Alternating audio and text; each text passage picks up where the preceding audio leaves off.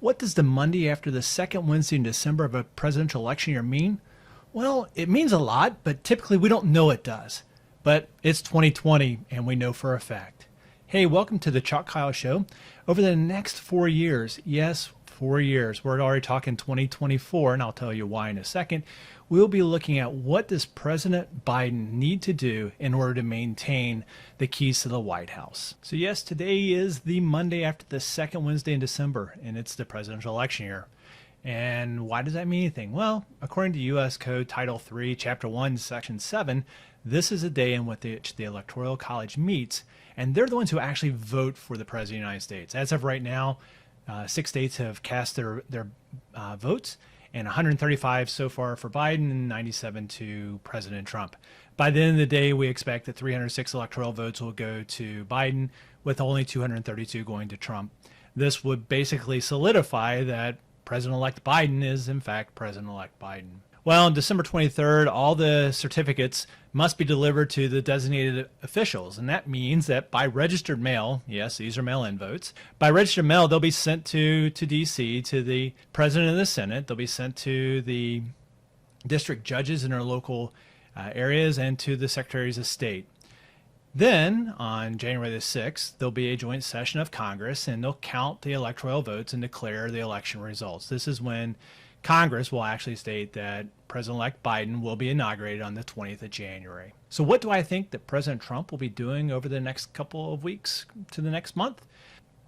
So I think the First Lady, Melania Trump, she'll be moving down to Mar-a-Lago right before Christmas, and that's where she will take up residency. President Trump, I think he'll go down to Mar-a-Lago right around Christmas, but I have a feeling that he's not going to return to D.C. He's just going to play it out there. January 6th, as I mentioned, will come around, and then the joint session will state that Biden will be inaugurated on the 20th. And the reason why I say that we're going to talk about the next 4 years is I think that President Trump on the 20th of January will not actually come back to D.C. and go to inauguration. He'll be holding a rally kicking off his 2024 bid for presidency. He's already set up a super PAC called the Save America PAC. I think that he will probably be looking at standing up some type of an additional network. I've heard something about his Donald Trump Jr. actually being the lead journalist for a possible spinoff news station. He'll cozy up with OANN, and then he'll also probably kind of divorce Fox News. So most of Trump's next 4 years will be spent on Twitter and OANN. And he will have 4 years to build a war chest that we've never seen before. So do I think he'll run? Well, there's a pretty good chance that he will run, but there's also the chance that maybe one of his children runs, or some type of Trump proxy will run for 2024. So where does that leave us? Well, that leaves us wondering what is going to happen with the Biden administration. So the next 4 years, we're going to talk about how does President Biden maintain the keys to the White House, either if he decides to run again, which he's, I believe, said he is not going to, or wants to hand the keys to Vice President Harris or another pick by the Democratic Party. For the 2020 election, I ran a blog and was talking about all the things that Trump needed to do in order to win the election.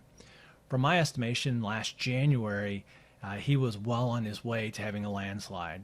But then with the pandemic, on top of that, social unrest due to racial injustice, the way that President Trump dealt with those two items basically crushed his chances of winning in 2024. What I don't expect to see is I don't expect to see the mainstream media really focusing in on some of the things that I think that President Biden is going to have to deal with.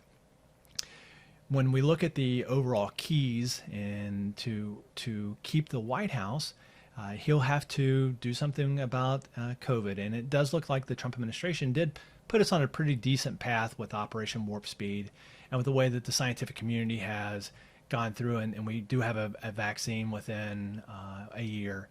Now, how many people will actually take the vaccine and that type of stuff, that's going to be another question.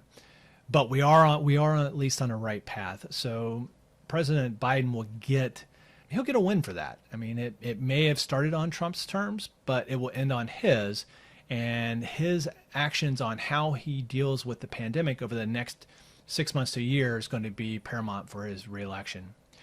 Then on top of that, will there be any major scandals? Well, as we can already see, there's the fourth investigation that's occurred with Hunter Biden so far. I don't think the mainstream media will cover those type of things, so that's one of the items we'll cover here. So each week we will look at each of the keys in order to get President Biden to be able to maintain the keys to the White House in 2024, and we will see how the administration is doing. And I hope to see you here each week. Thanks for viewing, and welcome to the Chuck Kyle Show. If you like the content, and as we go down the path to 2024, we always want you to get involved. And the biggest way you can is just click the button and subscribe. And if you think I'm right, wrong, or have a question or a comment, just comment below. Well, we'll see you at the next episode.